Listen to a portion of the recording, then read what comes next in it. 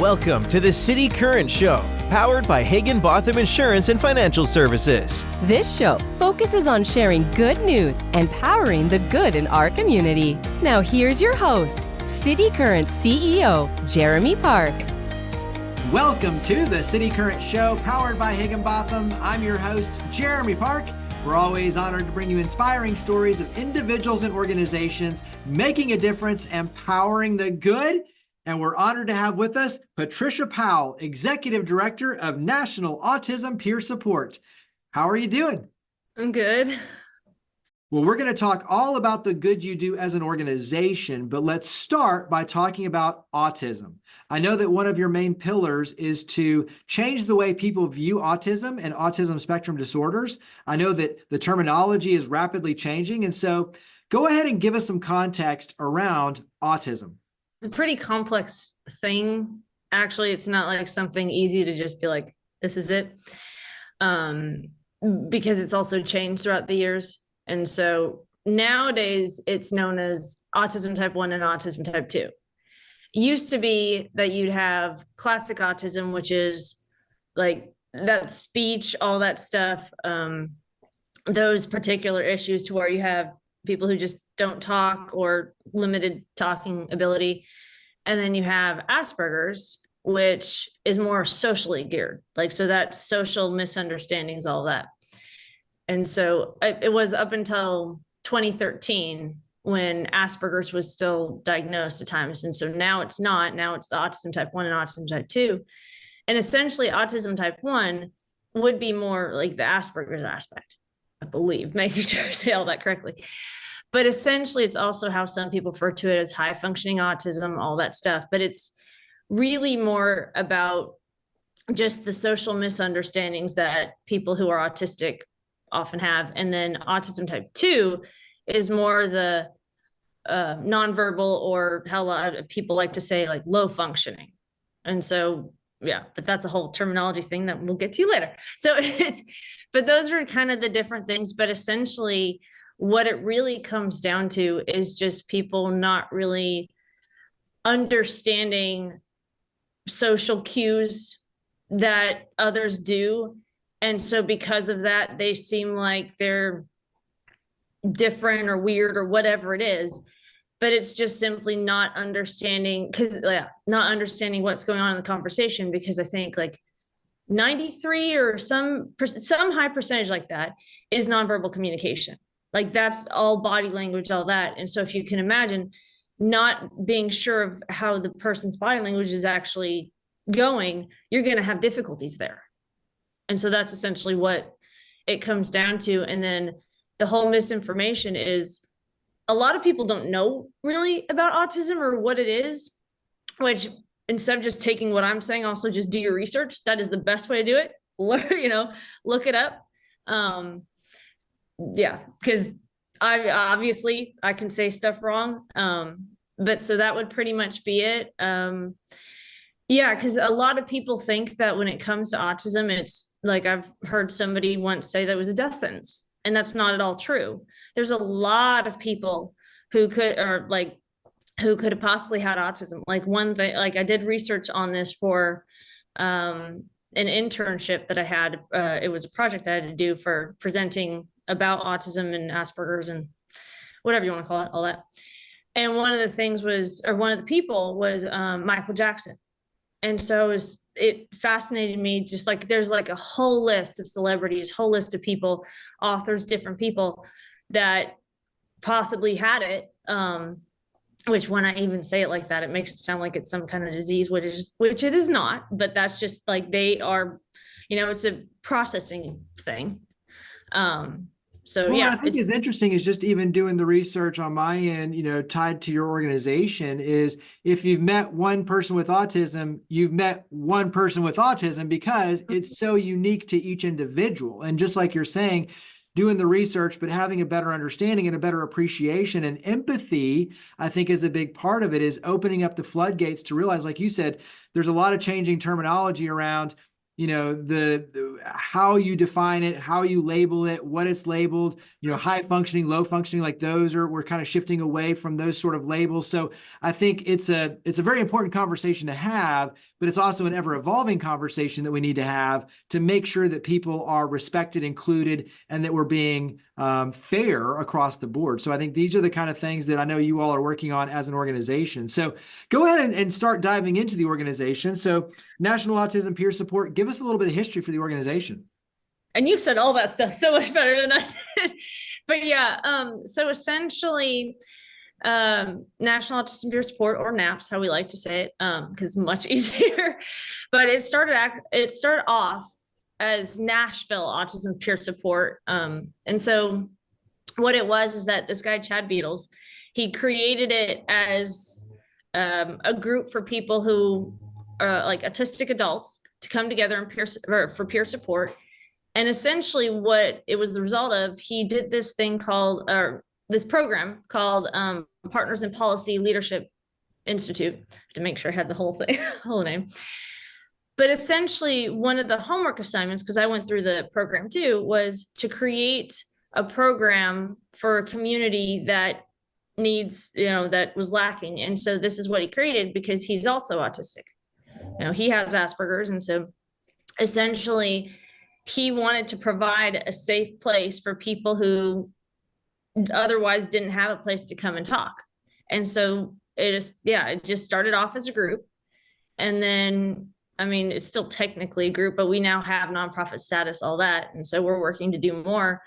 But because I think a big part of it is, like you were saying, with just the research and everything, what I would add even to that is most people, when they talk to me, until I tell them I'm autistic, they would have no idea. And I say that because there's a lot of people out there who probably would say the same. And so that's the whole thing. A lot of autistics, they're put into a box. If you don't look this way, if you don't talk this way, if you don't act this way, whatever, then you can't possibly be autistic. It just doesn't make sense. And that's not true, because the whole point of the whole, once you've met one person with autism, you met one person with autism, is because everybody processes the information so differently. Like even people who are neurotypical, which means people who aren't autistic, nobody processes information the same. No two people process information the same. And so it's going to be the same way for anybody who's autistic. Talk about the regular meetings, because you have regular opportunities to gather. And so talk about the kind of the scheduling, if you will. Yeah. So we meet normally it's been the Hermitage Library, but depending on reservation ability, all that, like we're going to be also at the Donaldson Library. At some point down the road, we will hopefully have our own space, but essentially we meet at the library, just in in their large meeting room, and just people from all different walks of life come together, and it's mainly adults, but we do have some teens although we ask that anybody who's 17 and under make sure to bring a parent or guardian, because essentially depending on the chosen topic, we just want to make sure that everybody's good, no issues. And so, but yeah, we open that space up for that ability for peer support. Sometimes we'll have presenters come in, because a big thing with that for me is I want to make sure we can give them the resources that they need. Like we just had Dr. Tom from Golden Educational Consulting come on, and he was helping with college stuff, which one of the biggest things about this group is that there's not a lot for adults for services.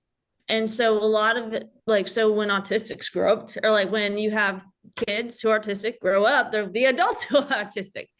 And so because of that, they need those services. And especially when you talk about getting into the world of education, post high school, all that stuff, that's difficult.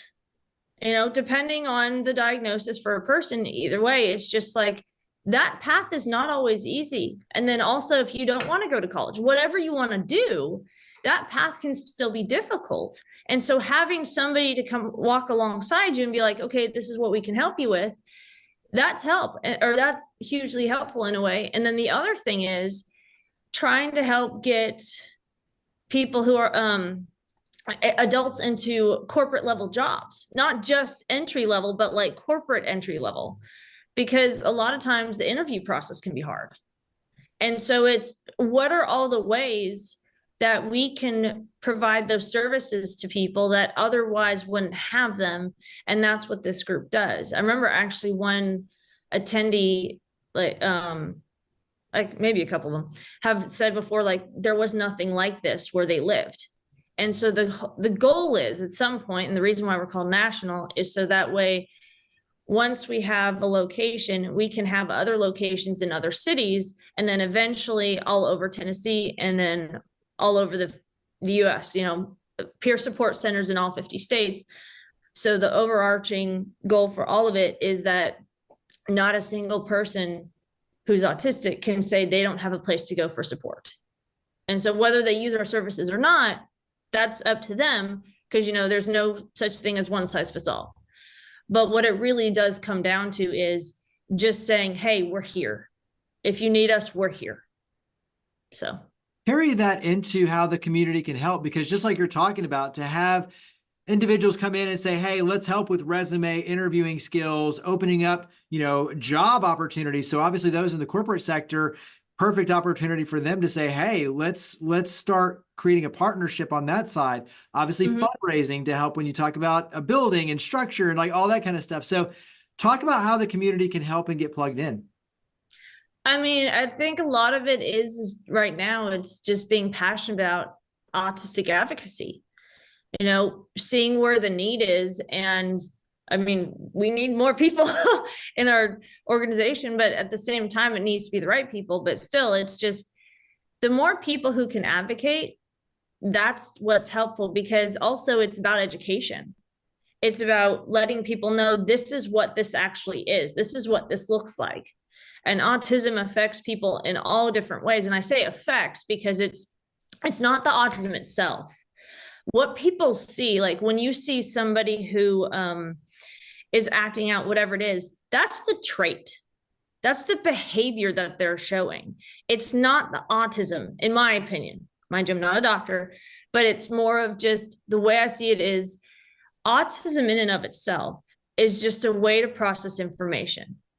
And what that can be for different people, sensory overload, like for myself, there are certain things, like if I want to go to an event, I have to be proactive about, okay, what is the size of the location? Is it going to be crowded? Is it like, what's the noise going to be like? I can't do certain things anymore that I used to because of overstimulation. And in fact, I used to go to the Opry and Ryman for various shows. I can't do that anymore. I mean, I could do for like, I could put like the loop earplugs, stuff like that in to help with the noise minimizing. But the problem is I can't do strobe lights. And so anytime the lights from whatever song that the band is playing, anytime they hit my eyes, I'm like, I almost had a headache one of the times. And so it's not even just that. Like, actually, I remember going to breakfast or brunch thing with my mom, and we were sitting in the middle of the restaurant, but just because that was where her golf people were sitting. And essentially, the stimulation of hearing everybody talking, people around me, like I wanted to sit there and enjoy it, but I literally started to cry because I'm like, this is too much. And so it becomes this battle, that it's this internal battle of like, you want to enjoy being around other people, but at the same time, you have all this other stimulation hitting you. And I remember Googling images of like a neurotypical's brain versus a neurodiverse brain. And the difference was that for somebody who's neurotypical, you only have a few areas of the brain lit up because you're able to tune things out. You're able to focus on certain things. Somebody who's neurodiverse, their brain looks like a Christmas tree, essentially. Like all these areas are lit up because you have all of this input that's coming in that you can't process it like everybody else can. And so you can become easily overwhelmed. Like there's, I remember seeing a scene in The Good Doctor to where he was hearing the buzzing of the fluorescent lights above. And when people were trying to get him to do something, he couldn't because he was so distracted by the fluorescent lights. That's essentially giving you an idea, one little glimpse of it into the life of somebody who's autistic, because imagine that on a grander scale. Like you have all of this input coming in. Like the best way I could describe it is like the more stimulated you are, it's like ants all over you or something, where you're just like, you've got things coming at your face. Like things like I realize I don't like 3D movie stuff anymore because I'm like, no, thank you.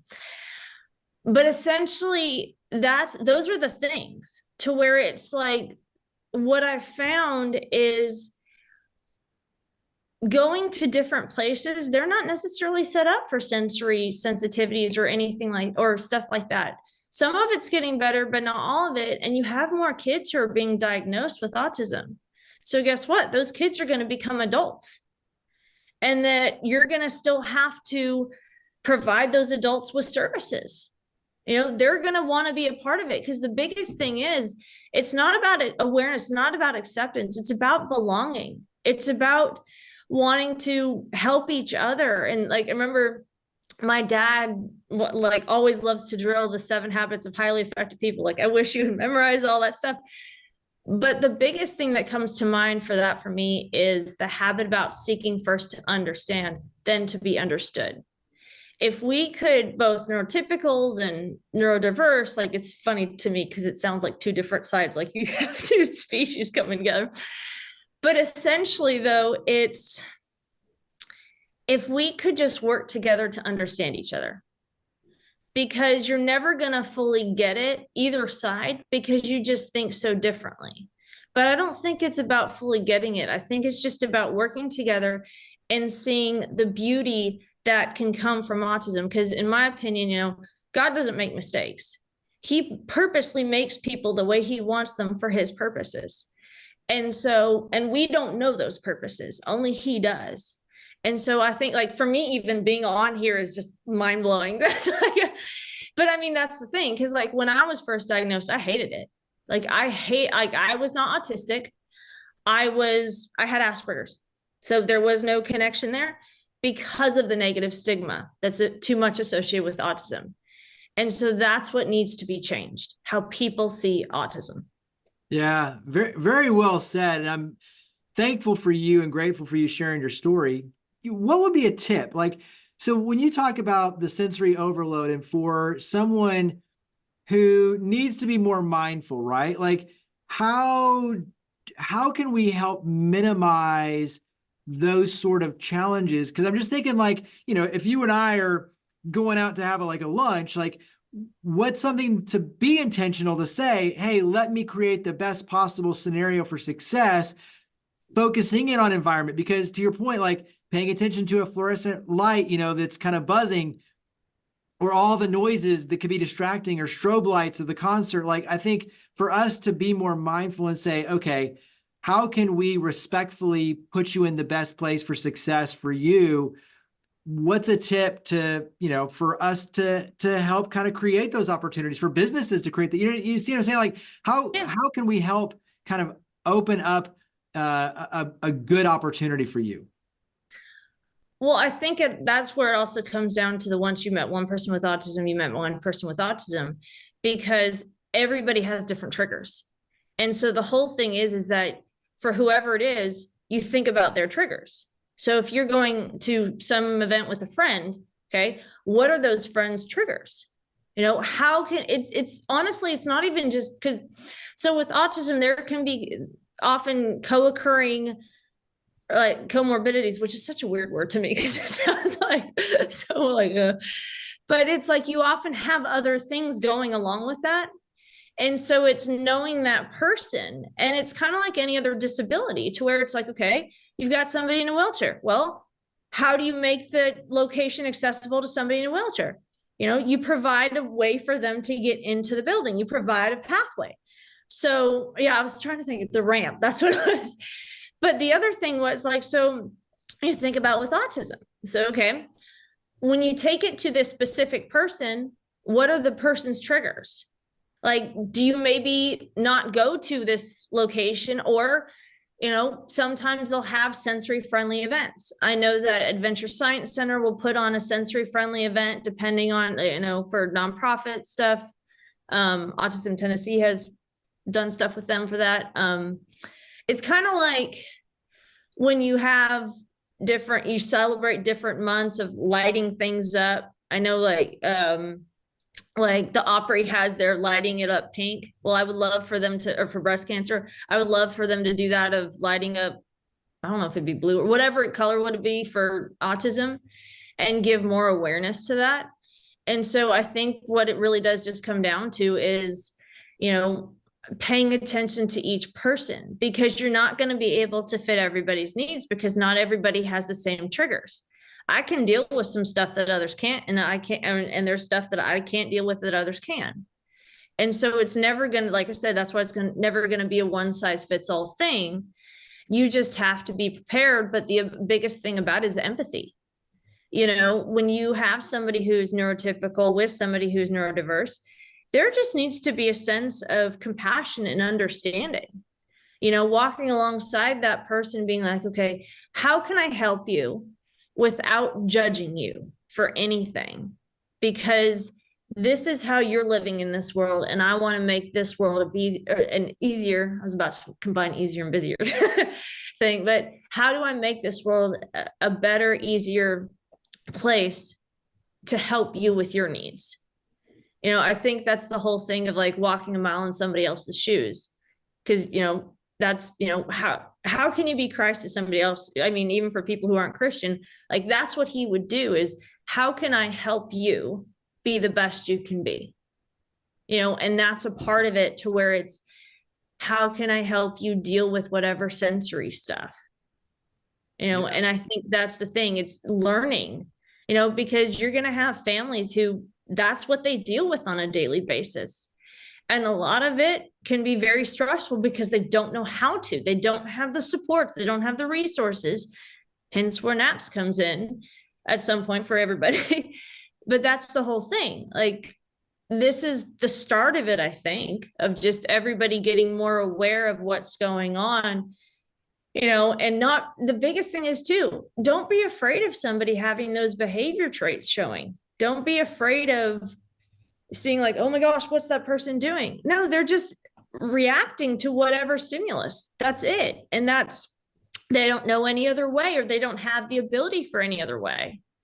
The whole thing about somebody who's supposedly low functioning, like, I don't think that's a thing at all, because they're functioning on a different level than other people. Doesn't mean they're high functioning, or doesn't mean they're not functioning to their potential. It's, you're seeing them at their potential.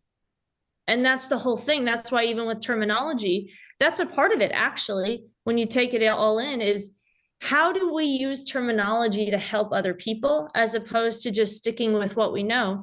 Because even with terminology, there's no one size fits all.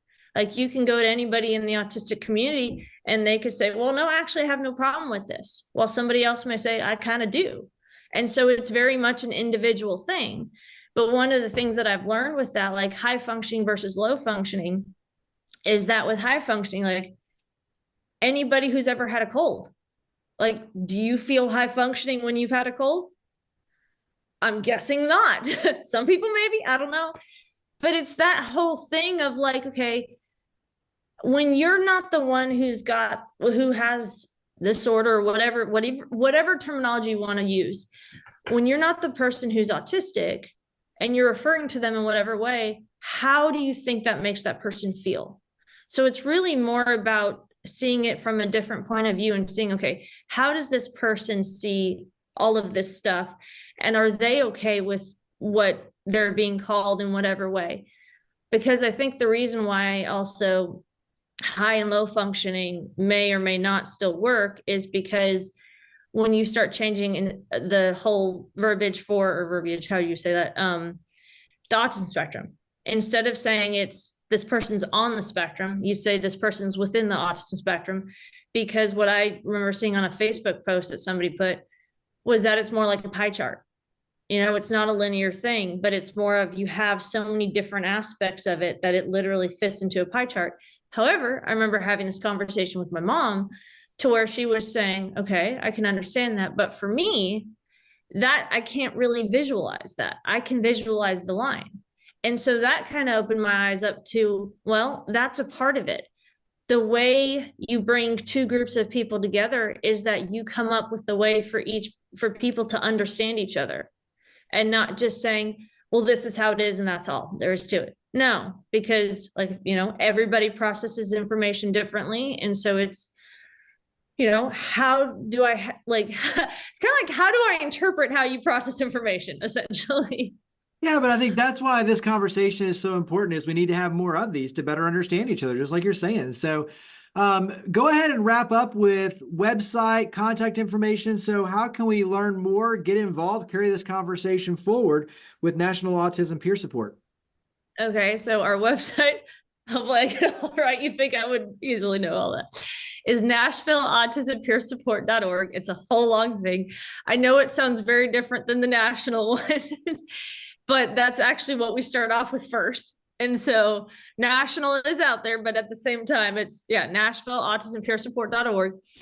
And then we're on Facebook, Instagram, and Twitter at Nash APS 4, the number 4, and you. You may have, like the word you may have to spell all that out because it's kind of hard. But essentially, it's pretty much that across the board. We don't have any other.